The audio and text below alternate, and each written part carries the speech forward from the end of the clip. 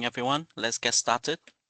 Welcome to week 10 of cybersecurity management. I see that we have a few questions from the audience, so let's start with that. Anyone want to go first? Feel free to unmute yourself. Yes, Scott. Yep. So I just want to ask about the assignment. I was rereading the assignment description, and it talks about it goes through the process of doing the tables and that, and then it says also to do a report. Are the tables the report, or do you have to fill in the tables and then do a report separate to the tables? The table that lists the assets and the vulnerabilities. Is that right? The table in the question, is that the table in the questions? Yeah. So are they counted in the word count, and do we put them into the report structure, or is the Yes, report separate? ideally you should put it in the main part of the report, just like in assignment 1. In assignment 1, we have a similar table, right? Okay. Yeah. Or if you don't want the table, then you can just write it in text form. But I think in the table form would make it easier to see.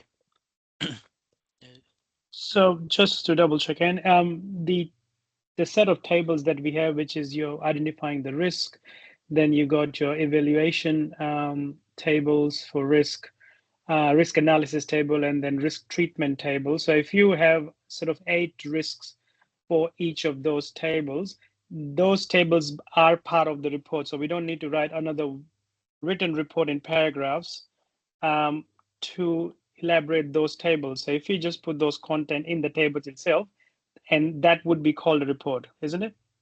This is only one report, right? So yep. The submission is only one report, right? So there's no separate report here. Okay. Yeah, it's all part of the report. Yeah. Okay. And what about the PowerPoint presentation? What is the question about this? Is there a PowerPoint presentation expected as part of the submission as well? Yes, so the PowerPoint is for the presentation or recorded presentation, right? So we expect the slides to be part of the submission as well as the recorded presentation. Right. So in submission, there's 2 files are expected. One is a Word report file, and then a PowerPoint presentation file. Yes. Yeah. Okay. Yeah. Cool. And another question I had is, while describing these the control names and risks, because we are dealing with a lot of the online softwares like a lease management system and so on, other ones, the multi-factor authentication sort of repeats itself in multiple risks as well. Now, is it best to sort of repeat the content as one of the risks in each of those risk category, or is it just safe to say multi-factor authentication MFA applies similarly to all risks rather than repeating the wording for each risks? What sort of table are you referring to here? I think ideally we would like the risk to be different, right? We don't want to have the same. We don't want to repeat the same risk in a table. But if it like this risk apply to different part of the system, then you have to then you may mention that in the description somewhere. Yeah. Right. But try not to duplicate the risk in the same table. Yeah. Okay. And the PowerPoint presentation we mentioned earlier, the record version, is the expectation is for us to record while we present the PowerPoint presentation and then submit that, or just submit the PPT file? There's a recorded presentation. It can come in different format, right? I'm not sure whether I don't know whether PowerPoint support like recorded presentation within the PowerPoint, but so what do you mean by recorded presentation? Because I'm a bit confused about that. Given that we live and I'm a distant student, we are not in the same city. Yeah. How do we how do you sort of suggest we record the presentations? And then Okay. we have 4 members in the group, for example. So how do everyone would be contributing? So you expect that some slides have been taken and explained by certain member of the team, and we divvy up the work, and then the audio of those would be recorded as part of the presentation. Okay, so the end result is like we want a video as if everyone is in the same room and presenting the same slides, like in one presentation. So you can choose to do it a different way. You can, for example, make sure that everyone presenting their part and then join them together, as long as you format it, as long as you structure the presentation in a way that as if it's like very coordinated, like as if like you are in the same place at the same time. Can we put everyone to Zoom, let's say, and record the Zoom? That would be one way. It's like you meeting in Zoom and then do the presentation and record it in Zoom. Okay, good. Yeah. I don't know if it still does, but PowerPoint, I think, has actually, I don't know if it relates to Google Slides, but PowerPoint had a feature where you could do a voice recording for each individual slide. Would that be appropriate as well? But I think one of the requirement is like you have to show the face as well. So oh, okay. Yeah. So so we got I'm not sure PowerPoint support that. We got to turn on our cameras and so on, and then take turn presenting one at a time, and have the whole session recorded. So that we could do that in Teams or in Zoom, I guess. Yeah. At the end, we only view one videos, right? And if we see at the end, like everyone get a turn to present the same set of slides, then as if you are in the same place, one place at the same time. Yeah. Okay. Yeah. Okay. So I guess we just divide the work and the slides between the members, and then take turns presenting it. Yep. Sorry, is there a limit for the slide count? I think there's specified in the task sheet like 4 something like that, 4 slides. Somewhere it said somewhere, whether in this document or in the help document. If sorry, how many? Please double check that. So how many slides did you say? I believe this is 4. You have 4 slides. Just 4 slides. So So I've read through this. One slide each. Yeah, 1 slide each. Yeah. Oh. Yeah, which I'm assuming we put some sort of infograph on there or something, like a graph or some sort of reference to our methodology we use to calculate our risks or our treatments. Yeah. This is the main. You don't have to like summarize our presentation, but it's the presentation supposed to add to the report, right? To explain things in the report in a concise way, or explain the thing that is not in the report. It's supposed to complement the report. Right. And in terms of the word count for the report itself, I think it's 1,500 word count, but we can do 20% higher, stick it around to 1,800. Is that acceptable? Is this a word count in the report or in the presentation? The report itself. Yeah, I think it's always like some flexibility that try to stick it like 20% is a normal range. Yeah. The word count is 2,500 for the report. Oh, 2,500. Okay, so we could check the documentation. It's changed a couple of times. Things are changing as we're doing the assessment, so it's a bit frustrating and a bit confusing. But to my knowledge, 2,500 is the word limit. It's in the document. I have the document up here, and I can just. This is the most recent one. Yes, deliverable. A well-written risk assessment report of approximately 2,500 words. Yeah, that seems like plenty, right? Yeah. There is a 5-page limit, which I believe doesn't include appendices, but it does include references. So that should be something you need to be aware of, everyone. And it would be nice if there was some consistency in just how this is organized, because you'd think we'd all be on the same page in terms of it's very clear it's 2,500 words, but it is not the case, unfortunately, due to, well, I won't go into it. Okay. Yeah. Noted. Thanks, James. Okay, guys, any other questions? I think Mike put comment in the chat that in PowerPoint you can record you can have video recording as well. So it means that you can have a face into the PowerPoint recording.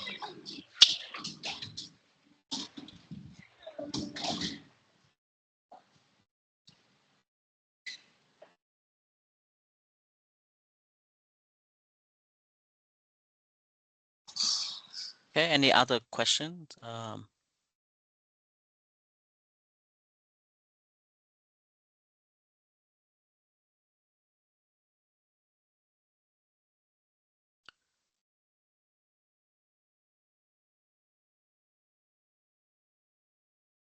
Okay, so if not, then I think we can get back to the content of this week. So this is week 10. Okay, so this is the last week in terms of content. Next week, I believe, is a review week, and we just review whatever we learned from the past week. So there'll be no new content there, right? And I will spend the first like 5-10 minutes to recap what we learned yesterday, and then we go straight into the workshop, right? If you have other questions during this workshop regarding the assignment as well, then feel free to ask. The content of this of the last few weeks has been quite straightforward. So and there's a few points for discussion. Okay, so I think I can go through it quite quickly. Right, this week is about incident response, and it is one of the most important thing in cybersecurity management, and it cut across many different components that we have learned in the past few weeks. Right?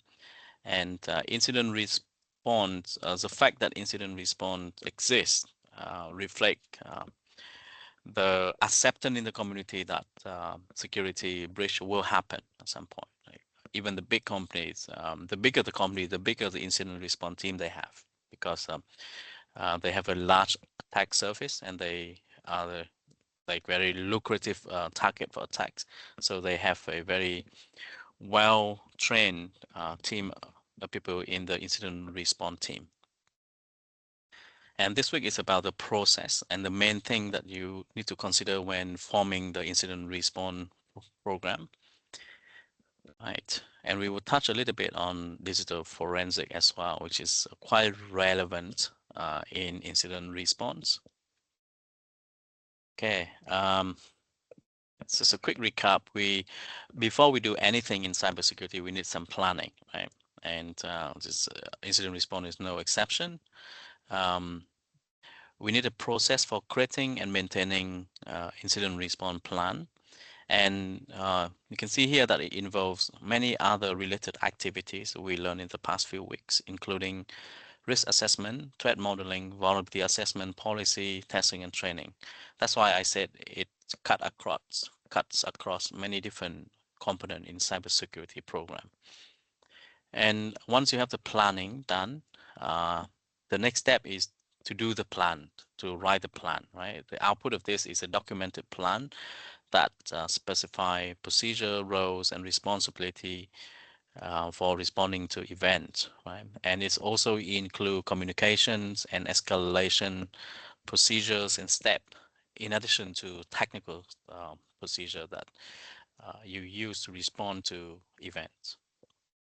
And once you have the plan in place, the next step is to implement it, right? For every incident, you have to record, and we have to perform this step and record how you did them. So those steps involve detection, analysis, containment, eradication, recovery, and the lesson learned. Okay, so the step here, here are the 4 main steps. This is a life cycle of incident response. You start with preparation. You have some system in place to do incident response, right? So you must have, for example, some way to monitor things in order to detect events, and some means to recover, and some mean to do containment and eradication. You cannot start incident response without any of those primitive blocks in place. So for every incident, it will start with it being detected and analyzed. And the analysis here is basically the verification that this is a true event, a true incident that worth pursuing and responding to. And this analysis also perform things like root cause analysis or impact analysis to to understand like what caused it and what is the potential impact of this incident, right? And once an incident has been confirmed, then you move to containment and eradication and recovery. So containment means that to stop the incident, right? To staunch the bleeding. And eradication is to remove it from the system, like, right? Remove any of the impact, remove any bad thing that it has caused. And recovery is about bringing it back to a previous good state. And that is how you deal with one incident. But so system doesn't stop there. It's not designed for just handling one incident, right? It's handling many of them. And the circle and the cycles start again with a new incident. And for every incident that has been contained and recovered from, you need to perform post-incident activities, like which is like a reflection exercise, to understand what's good and what's bad, what you have done right and what you have done wrong. And this one feeds back to the preparation process. Okay, this step makes sense, right? Okay, so here's a NIST framework we learned like 3 or 4 weeks back, where it includes 5 different pillars of cybersecurity management, and you can see that they can map directly to the incident response life cycle here. We will get back to this in the workshop exercise a bit later. Okay. So NIST have this special document 800-61 that give you some guideline on incident response, and it includes a policy. So a few important things in the policy is the structures, right? The team is responsible for incident response, who doing what and who's responsible. And it has the priorities list of what type of incident is important to the company. And it contains some rules on how to measure the success of the incident response program, okay, among other things. Okay, I will skip some of this because we have gone through them yesterday. So there are 3 main actions that you need to perform during incident response. The first is detection, is to identify there's an incident. Reaction is how you deal with that incident, and recovery means how you bring the system back into a good state. Right.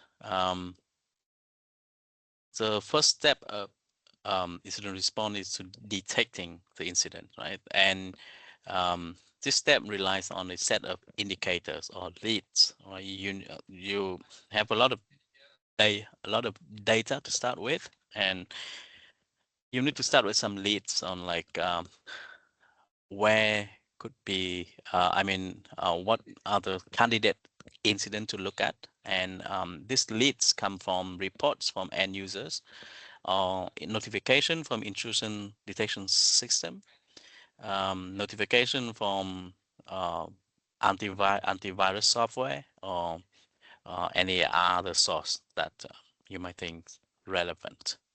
And the one thing in common with these sources is that they contain a lot of false positive, right? So the job of the person who handling the detection is to actually to vet through them and see which one is true positive and which one is true positive, true positive, and which one is false positive.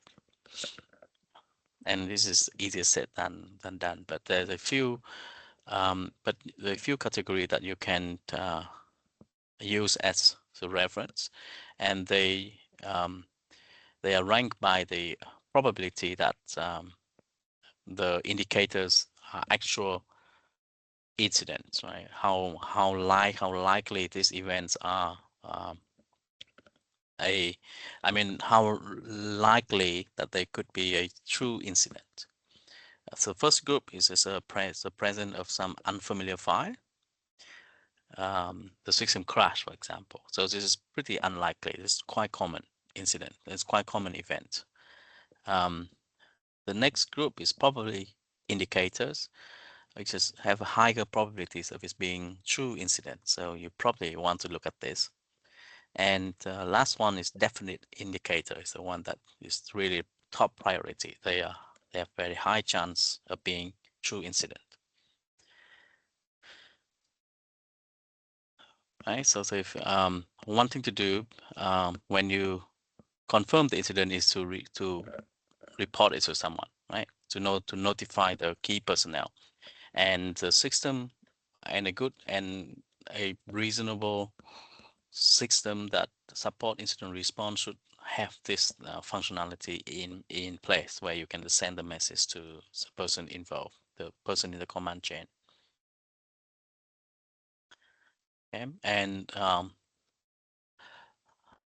what to do with the incident is first to contain them, right? So containment, there's a lot of strategy that you can do to stop the incident from causing further impact to the system. And the typical strategy include removing the compromised user account from the system, like blocking the suspicious traffic.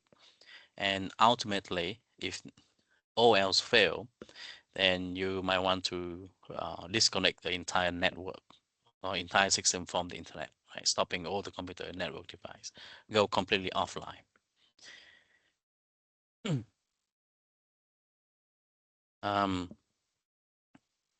But sometimes it still doesn't solve the incident completely. And in this case, that you need to escalate it further, and you might want to engage an external party that can come in and offer the expertise to deal with this incident. Right. And let's assume that the incident has been dealt with. So how would you recover from this incident? And to be able to recover, you need to be able to understand what the damage has been, right? To know what to recover from, like what part has been compromised so that you can recover from. And this involves a lot of like digital forensic skill that we will touch on a bit later, because what you see, what you detect as the incident is only the symptom, right? One of the symptom of the true cause. So there could be other damages has been caused by the same incident that you don't know about. So you have to find all of this first, and then after that, you know what need to be backed up, need to be recovered from backup.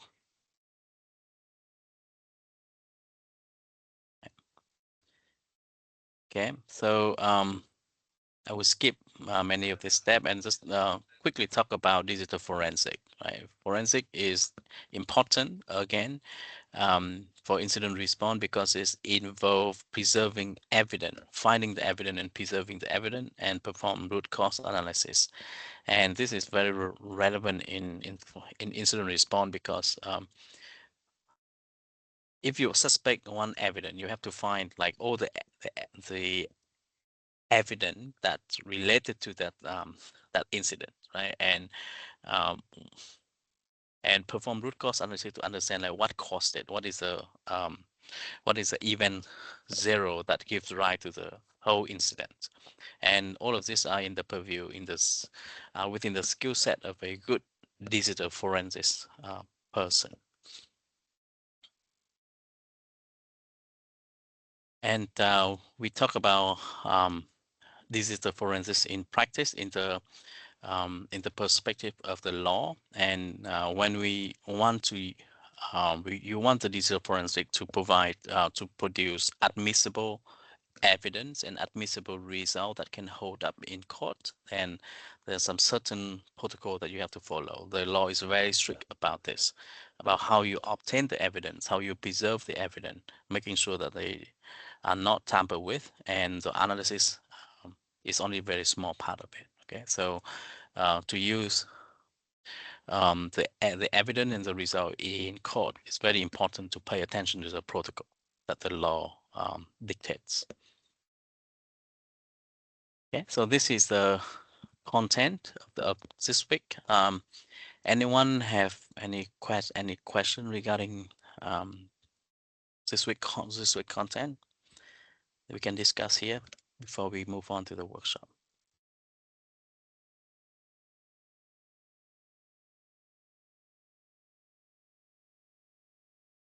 Okay, right. So this week workshop is also scenario based, so that you to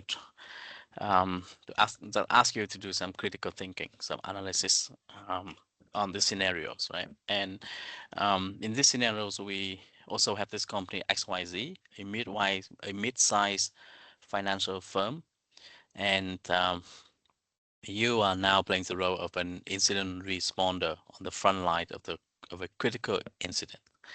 And this incident here is that the company has been subjected to a ransomware attack, right? This ransomware attack has compiled a critical server, encrypting sensitive customer data and disrupting essential operation. And the task is to think through some of this question. And this question is very relevant in the design of the incident response. And this question is very specific to this attack and to this company. So it's help you to make the idea more concrete, right? So one of the questions is in preparation, how you can proactively prepare for such incidents using the NIST cybersecurity framework. And I can go back to the NIST framework here. It has a few pillars, right? Identify, protect, detect, respond, and recover. So how would you use this framework to prepare for such an attack? So what technique would you use to detect ransomware attack? And what control do you think could have been in place to mitigate the attack? We are not asking to prevent the attack, but we ask for the control that could have mitigated the impact, right? The next question is, how would you monitor the system, right? So what sort of data that you need to collect in order to detect the attack as early as possible? Okay. So this is different to identification, because identification concerns with any technique that could work, right? But detection is about an optimal solution, like can you detect it as early as you can? So as the more timely the detection, the better it is. The next question is, what action would you take to contain the breach? And then recovery, how would you restore? So these are the important questions to think through for task 1. And for task 2 is the task 2 will ask you to look at this CORBIT 5. Is another framework similar to NIST. We touched upon this CORBIT framework in the cybersecurity framework 2 weeks ago, I think. It's not the most important one, but sometimes it's good to see a different perspective, right, on how to do things rather than just sticking with NIST. So this task asks you to look at CORBIT objectives regarding incident response, and based on this objective, can you apply them to these scenarios on how you would structure the program for the XYZ company, right? And just discuss the strategy to test and evaluate the effectiveness of this response plan. So as a company, for the company XYZ, what would be the best way to evaluate whether this program is working or not? Okay.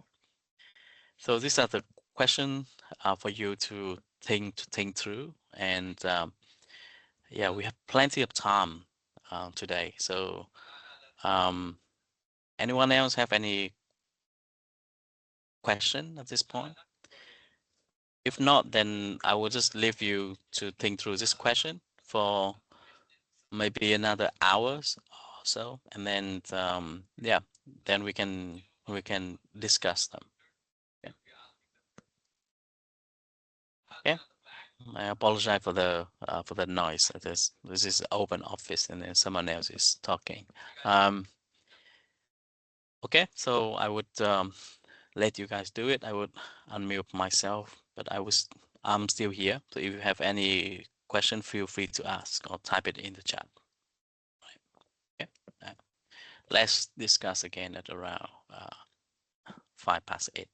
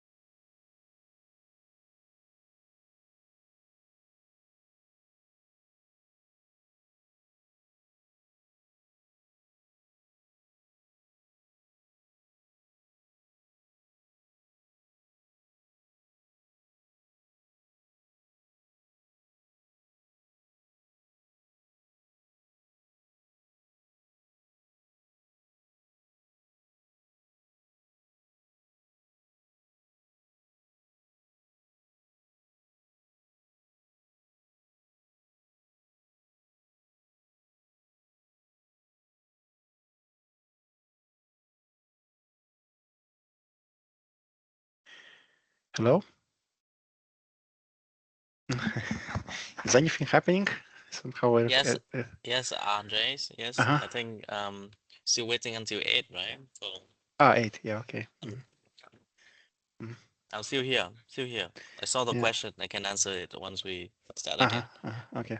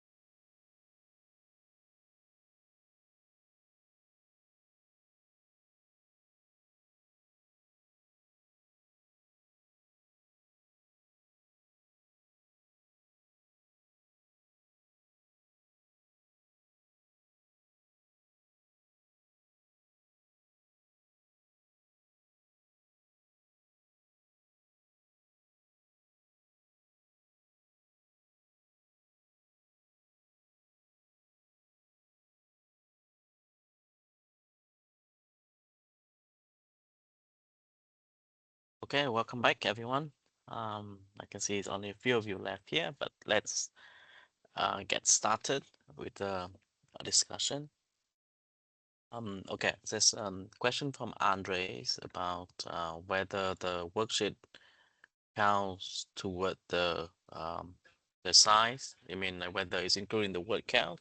The answer is yes. Yeah, there was a discussion on the general team channels about this, and I just checked the comment from Jamal. He confirmed that this counts toward the word limits. So we have 2,500 words for everything, basically, right? Yeah, the entire report. I think that is not it's not too tight a restriction, right? I think 2,500 is a lot. Well, last time I had to cut out a lot of my report to fit in. Yeah. So yeah, so keep that in mind. I think from the discussion on the team channel, that is why there's no 30% like flexibility anymore because of this this worksheet. Okay. But you're right that the main report is like more geared toward like the executive level, and the appendix is more like the detail. So that is a good way to think about structuring the analysis. Okay. Anyone else have other questions in the last hour?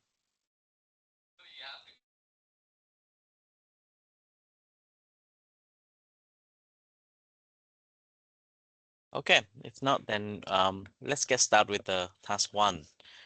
Okay, so ransomware, we know that is very popular threat this day, right? And this mid-sized company specialized in financial service is a good target, right? Because they, first of all, it's mid-sized and they don't seem to have a lot of security implementation in place. So there could be, I mean, could be easy to attack, right? And secondly, they are loaded with money, so it's a good target. So the ransomware attacker can have a good chance of getting the money.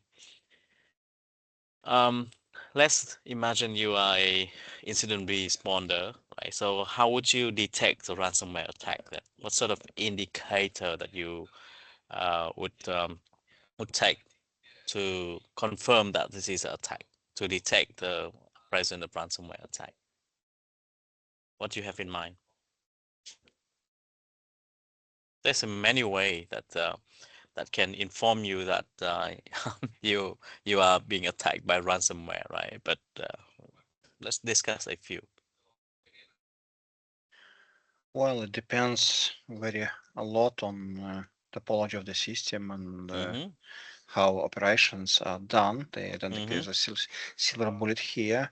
Well, one of this can be it's file activity unusual, so encryptions. If we can monitor that, that can definitely be a great indicator if someone starts to encrypt files that or just on average traffic of like a file, let's say file system traffic increased in a server, for example, if they're using a server, that would be one of the ways to detect it.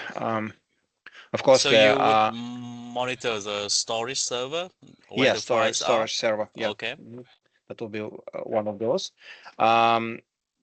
Network can be, let's say, network activities would be somewhat like not normal, right?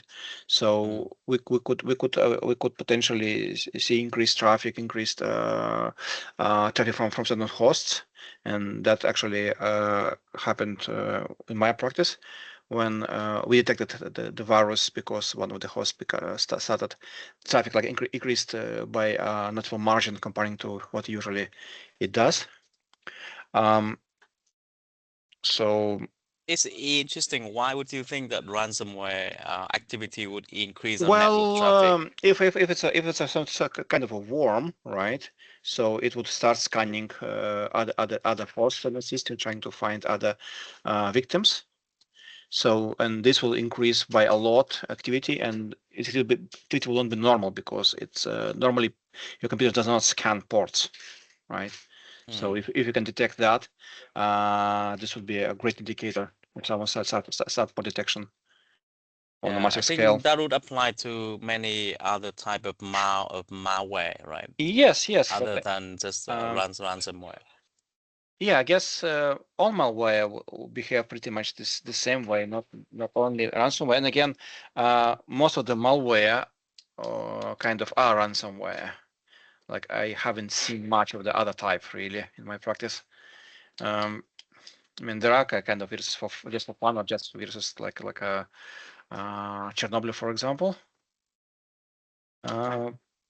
But yeah, but normally it's just they try to encrypt the disk because that's what gives them money. So that kind of makes them financially incentive to write this virus in the first place. Yeah, I guess yeah, I agree with you that it's common, and we should look out for the disk or file activities. So right? disk activity, network activity, let's say a high load of let's say CPU activity, and it again can be unusual, can be detected. So if we have if we have antivirus, this would be one of the options. Antivirus can pick it up and send warnings to admin. I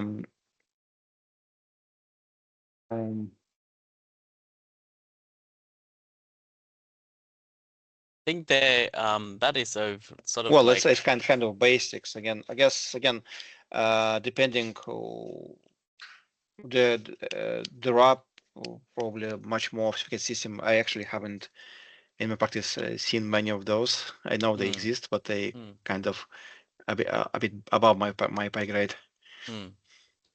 Yeah, but I think there's an easy way to know whether you are under the ransomware attack, right? There should be a more straightforward indicator other than looking into Well, file IO. What sort of indicator that you think that you can use? you I mean, the victim would see the ransomware prompt. Yeah.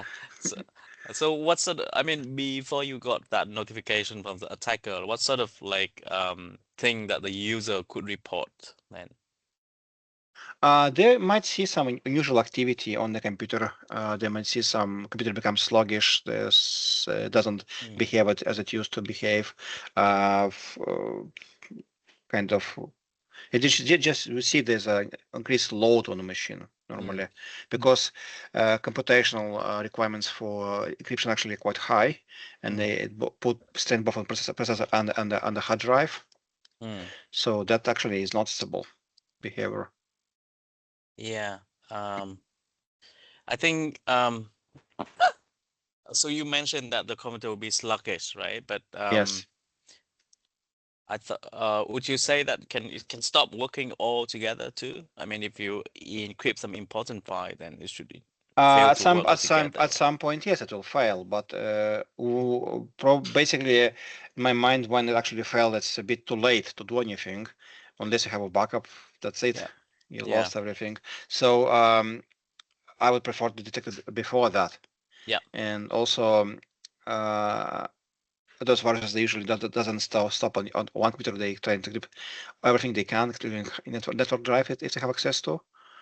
So one of the ways, if server allows you to say to put a warning on a file system increased load from a host, that is I think my mind would be a great way to pick this up because they will start encrypting for those files, and definitely this will be above the normal level of usage. Yeah, I would say that the load yeah, it could be very common for different type of malware. Some malware do crypto mining, for example. They can increase the load as well. But yeah, I mean, one thing with ransomware that we can look for is that because it's encrypt the file, so the file become unusable, right? And many of the system relies on reading or writing to some files, and once they detect the file was corrupted or unreadable, they would panic and they would throw a lot of errors, right? Well, if system has antivirus deployed, even I think probably most of them, or if not all of them, would pick it up automatically if someone starts encrypting disk. So if they have an antivirus, that will be the line of defense in this case. Yeah, I think so. I'm Yeah, not sure so if go on. not sure if Windows antivirus, the Defender, what's it called? Windows antivirus. I think most of the things that Windows come security is called now. come Yeah. for free are not very effective. I wouldn't So- say that. On some level, they are effective. They might not be up to date, but I wouldn't say they completely ineffective. Okay, I wouldn't say they completely ineffective, Yeah, but they could be better, I guess. Yeah. Oh, you see, actually, I mean, I tried most of the antivirus on the market, and they kind of, I mean, for Windows, and I wouldn't say I find one which works much better than others. They all kind of work the same, and they all have their own problems. They all let antivirus sleep sometimes. So, and I'm not sure. Like, I'm actually not sure if buying an antivirus would actually protect better than using a free one. Kind I of, see. I'm not convinced. Like because in all this business, they're so easy to claim you have good security, but it's hard to prove that. And I feel like most of these people, most of these companies who work in this area, they do these claims, and these claims is not really provable unless you have like a database of viruses and you can just try them and see how they can perform. Yeah. Yeah, so it's kind of my problem. Because I tried I tried all of them, Kaspersky, I tried Bitdefender, I tried Malwarebytes, Norton, McAfee. I paid for all of them at some point, and kind of I did not see much benefit from, let's say, built-in antivirus of Windows itself. Like they create maybe more restriction in terms of they try to monitor internet connection, they try to kind of monitor your email, so they kind of add that level of protection because kind of they put yourself in front way before, like built-in antivirus just not do that. It doesn't. It's kind of its area of defense is smaller, right? Yep. But at the same time, this extreme protection creates, in my mind, concern for privacy, and also it's kind of creates its own, like has its own toll on the computer speed and performance. So I'm not sure if that's actually trade-off is worth that. Okay. I'm not aware how I don't know how much effective antivirus is when it comes to ransomware malware, but Well, I saw, I think once when someone actually ran it and antivirus stopped it. It just said that this program creates abnormal activity on the files and just killed it on the spot. So it actually is effective on some level. But because antiviruses do exist, when viruses do exist, and so why do exist, I assume it's not 100% bulletproof. Nothing is. Yeah, interesting. Interesting. So what sort of security control you think could have mitigate the impact? Not detecting it, but mitigate the impact. In case of ransomware, definitely you need to ensure permission level. So a user should not be able to destroy all network, basically. So we have to ensure it only can access whatever it should be accessing, and permissions given for to read only, where read write is not required. And whatever is given to the user has to be backed up, preferably with some offset backups as well. In this case, this ransomware, even if they will do some damage, it can be reversed. And that's the most important part, because, well, in this case, kind of you cannot do much other than just restore from the backup anyway. So the permission is quite interesting, but it's applied to it's applied in general, right? Not just for ransomware. Yes, it's a good practice to have. Yeah, but for ransomware, especially because of the nature of the attack, they try to encrypt all the files they have access to. So the least they have access, the better. Yeah. Yeah. But remember, in the normal operating system, that is the case, right? Once you have access to the computer, as a user, you can encrypt all of the users' files. Right? These days, computer can be backed up to the cloud. Like basically, all you need to do care about is your user folder. The rest can be restored pretty easily because it's just a software. So separation of the data is much better than it used to be. But before there was a problem because you had some files could be saved in program files, some file can be saved somewhere else. You did not know where your files are really, can be anywhere. But these days, unless you specifically do that, your files will be in my documents and in on desktop or like in your user folder, right? And that is much easier to back up and control because you don't really need to back up the code or the programs which you can reinstall anyway. So this is a smaller package to back up.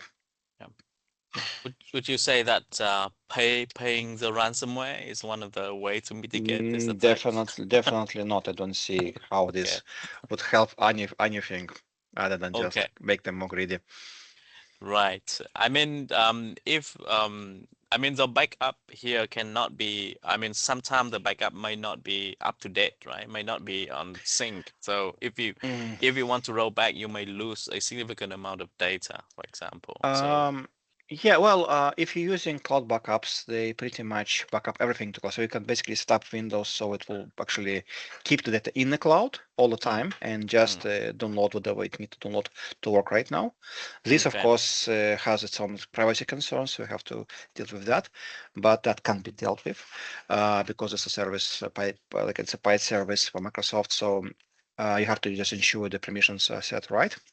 And you can be kind of safe about your privacy. And in this case, the data will be backed up constantly, and you will not lose pretty much nothing if in case of ransomware, or at least you can revert it back. You can also create a user system, a file system which has a journaling, so you can always reverse back the file system itself. If that's available on your operation system. Yeah, but then generally that would be the case here. And yeah, there's a joke that there are two types of IT professionals: those who doesn't do backup and those who do them now. Okay. Right. Okay.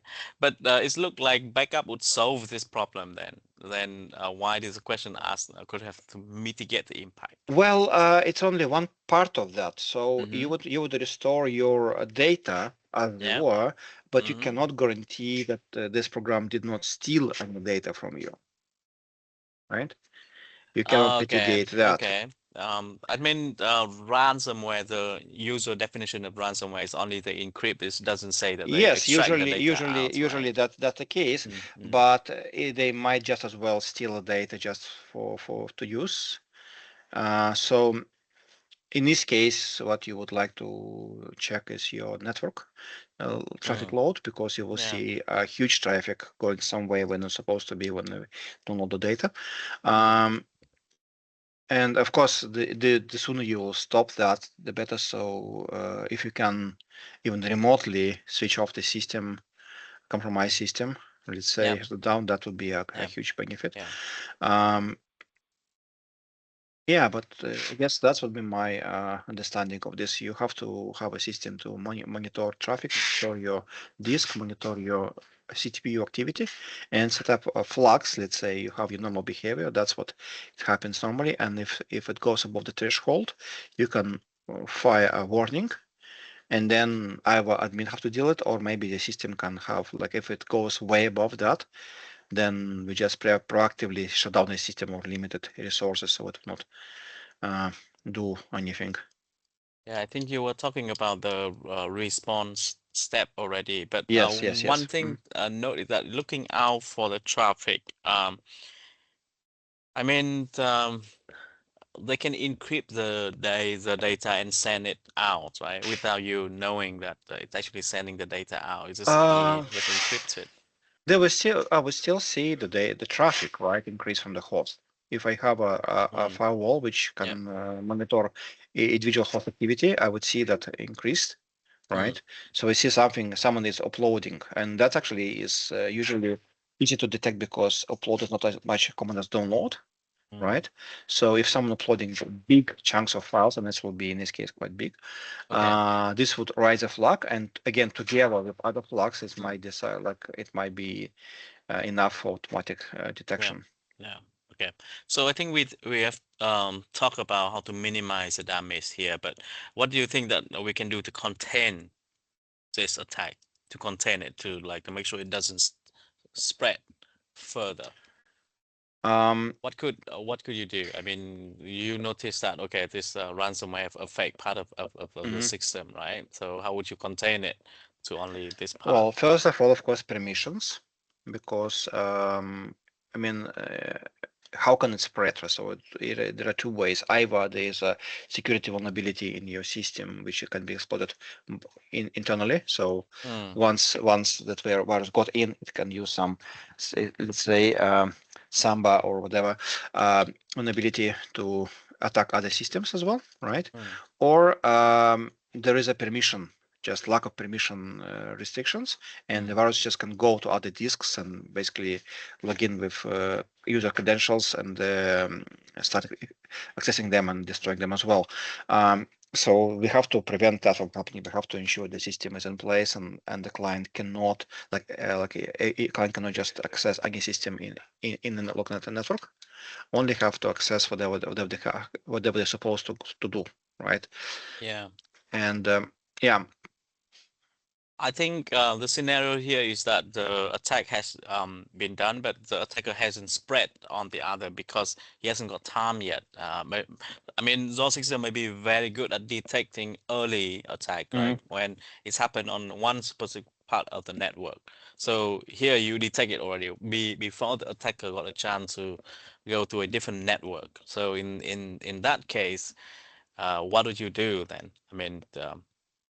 It will set the permission management segmentation, so it might even segment the network and ensure that one like one not suburb, what's it called in English? One part of the company only can access their own network, their own subnetwork, and their own resources, and just cannot access other part of the network entirely. Okay. So segmentation would be the good way of doing it.